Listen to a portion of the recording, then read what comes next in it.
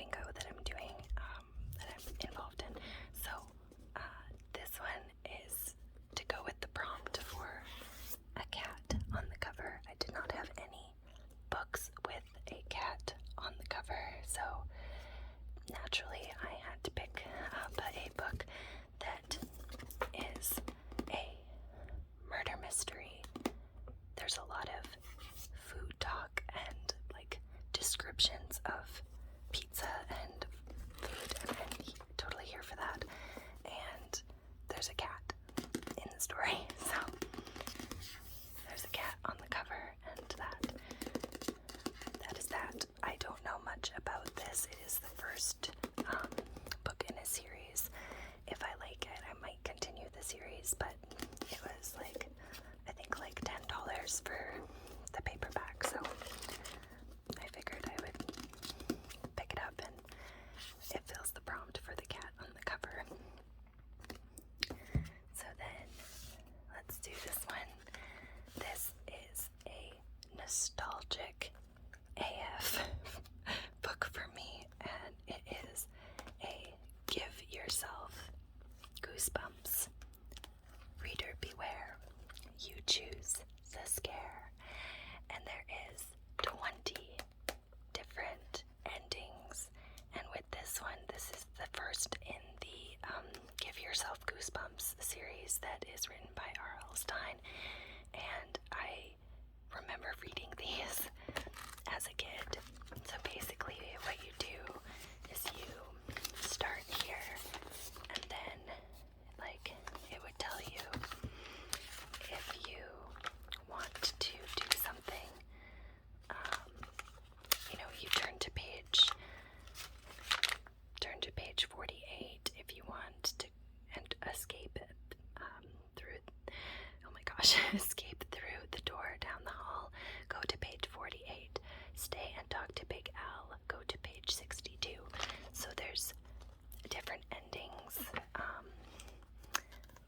for the Give Yourself Goosebumps books, and I loved these as a kid. And I'm not super into like horror and stuff, but these terrified me, and I loved them every time. I would get them at like the Scholastic Book Club whenever there was like a sale, and I'm so excited to have this. This is also for a prompt of, I think it's like a choose your own adventure kind of book, and this immediately came to my mind, and I wanted to snag one, and I got it not for $2.99, but I did get it for a pretty cheap price from Thrift Books.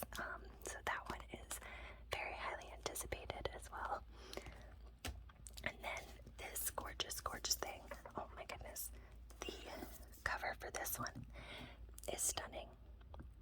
It is set in October, which was the prompt that I needed it for.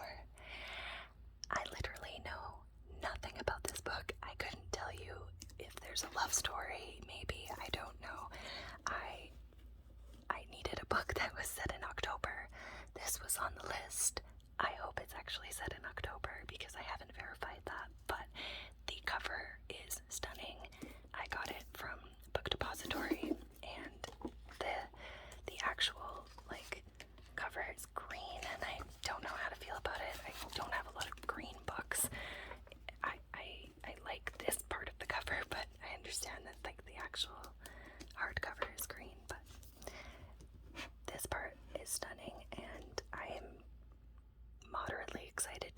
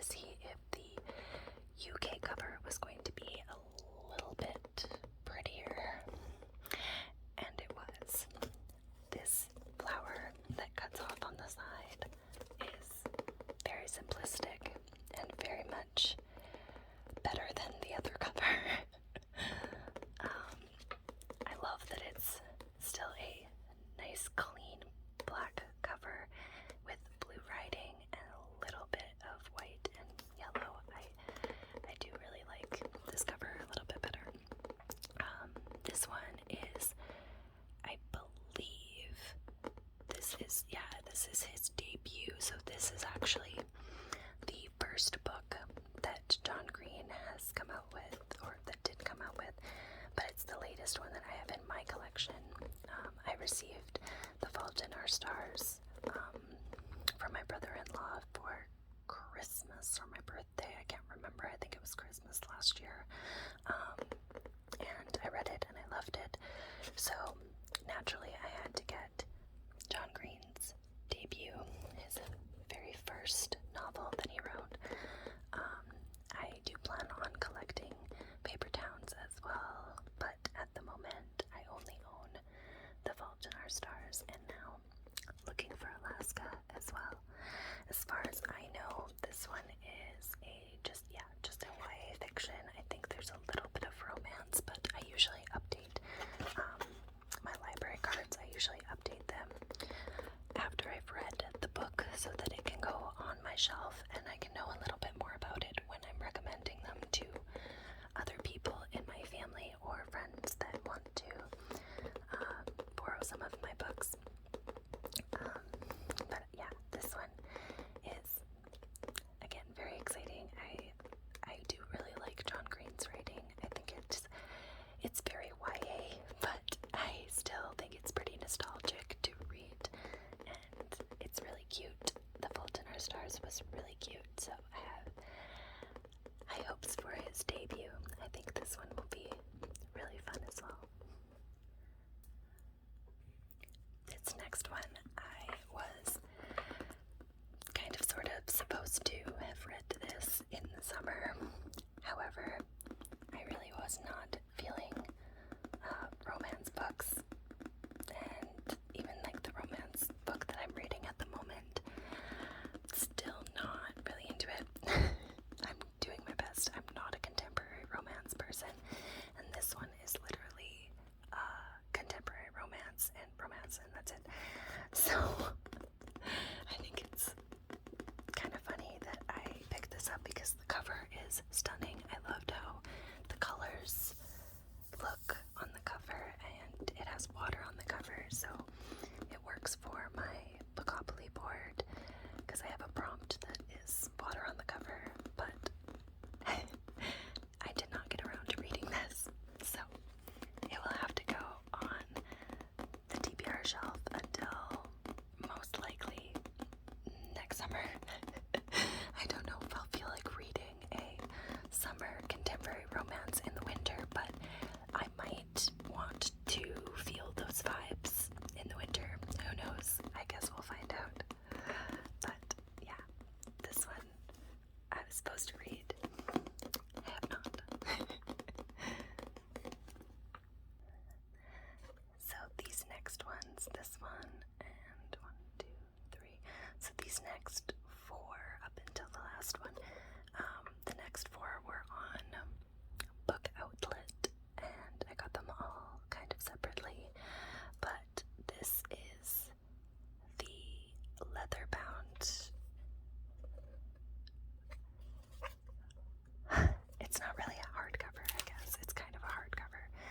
It's the leather-bound copy of The Great Gatsby, and as much as it kind of sort of comes off on your fingers, not really as much anymore unless your fingers are like me and are kind of sweaty.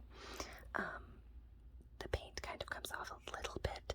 However, it is the most beautiful classic novel that I have. It's super tiny, and I am supposed to be reading it this month, and the print is really small, but it's not like fully on the page. Like, it's a short read.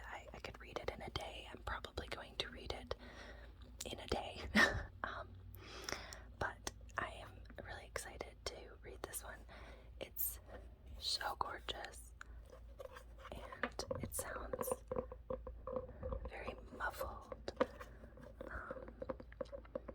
I don't know much about this story. I didn't really grow up. Like, I didn't watch The Great Gatsby movie or anything, so I don't have a lot of backstory for it. I think what I will do is probably end up watching the movie after I read this,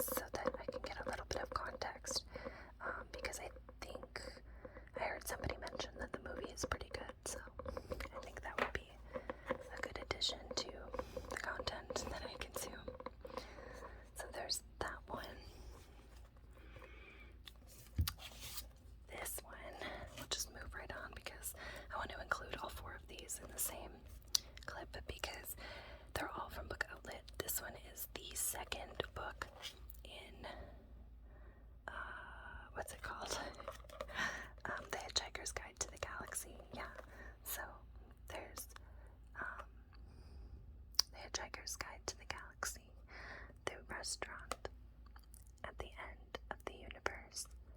There is, oh my gosh, life, the universe, and everything. And so long. And oh my gosh, I can't read that, so small. So long, and thanks for all the fish. And the last one is mostly harmless. So there's actually 5 books in the Hitchhiker's Guide to the Galaxy, like, universe, I guess. So I was really excited to get this one. I think I got it for like $2 on Book Outlet. I was impressed. I was such a steal. And it's kind of cute with the little drink. And you can look outside the window there. But yeah, I think it's kind of cool. I had no idea that there was more than one book in the Hitchhiker's Guide to the Galaxy. But there's 5, so pretty exciting for me. Again, this one is super small, so I can read this in, what is that? It's less than 200 pages. I could probably finish this in like 2 hours or less, so very excited for this one. I love the Hitchhiker's Guide to the Galaxy, and I don't own a lot of sci-fi, so I wanted to get a little bit more sci-fi in my collection. This next one, oh boy. If you know about the Netflix series for this one, the fact that it says Stephen King's opinion on the front, just stunning. Okay, I understand that it embodies, I think, if I remember correctly, I think it embodies his first, but I also think that this one is the first novel in the series. Like, I have to double check, and I'm pretty sure, but yeah, it embodies, goes along with this. But this, if you haven't seen the Netflix series, it's supposedly based on this book. I am in love with that series. I really, really, really loved season 1 and 2, and I'm excited to read this book. The fact that it's not even that long, I think it's a little bit under, yeah, it's about 425 pages, not so bad, but that's still kind of medium. I'm so excited to read this. It's like, did I write a thingy? I don't know if I wrote one yet. It's too new. I didn't write a sticky note for I usually write a genre. This one is like a murder mystery where guy falls in love with girl. Guy falls way too hard for girl and then ends up just going in way too much, way too hard. Overprotection mode. Like, slow down. And I love it so much. It's super fun, and it's crazy how it intrigues my mind. I like a lot of murder mysteries, and it's more of like a murder love story. Like, I don't know how to describe it. Stephen King has described it as hypnotic and scary, totally original. So I take Stephen King's opinion very much into account. So I will definitely be reading this one. I hope that I will have time to read it maybe in December, because I feel like it's a very like light, I don't know, I feel like reading murder mysteries in December. That's just the vibe I get. I know that I would like a couple of like Christmas themed books this year, so I'm excited to snag some of those, but this one will be going probably on my December TBR, as I will most likely be in the mood for these types of reads. This last one from Book Outlet, again, I wanted some sci-fi. I had an inkling that this was sci-fi because I looked it up. It's sort of sci-fi. It's more of like a YA like thriller. Again, I think it's too new. I didn't write a sticky. That's great. But the fact of the matter is, the cover for this cover is stunning. The original cover is not so stunning, and I am so happy that I saw this cover first, because the other cover is just, it's still really pretty, but like it doesn't catch my eye as much as this one. This one with the like fish bones here and just the whole underwater, the vanishing deep, like, I don't know. It really just captured me right away, and there was no way. I think this one was like $5 on Book Outlet, and I was really just intrigued by this cover. And when I looked it up, I think it was under sci-fi, so it's a YA thriller, but I think it's a sci-fi thriller.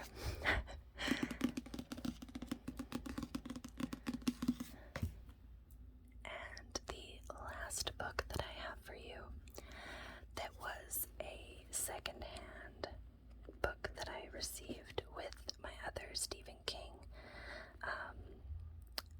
secondhand books that I got in my last book haul.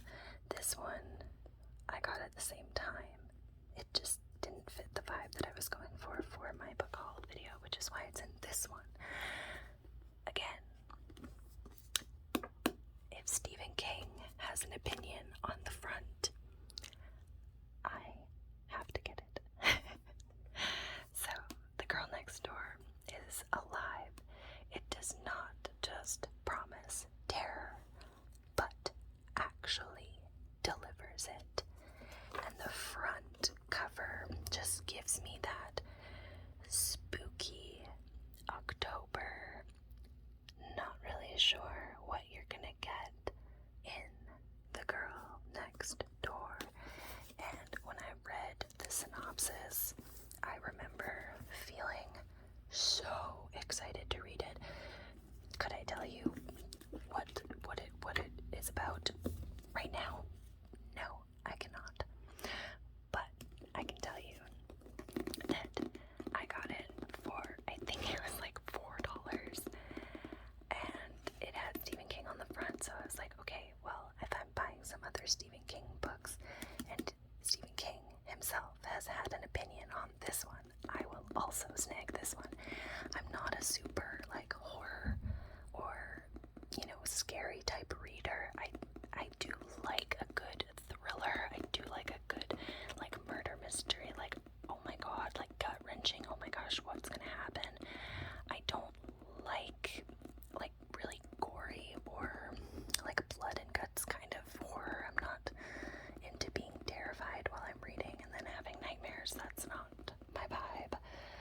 But if I'm in the mood for something scary, and Stephen King says that it does not just promise terror, it actually delivers the terror, then I am here for it. The cover says spooky to me. It screams, don't go out at night in October by yourself, because maybe the girl next door is terrifying. I don't know.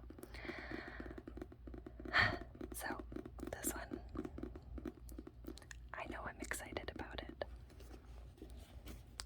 There's a lot of praise for it on the back. It literally is right here. There's the synopsis. A teenage girl is held captive and brutally tortured by neighborhood children. Based on a true story, this shock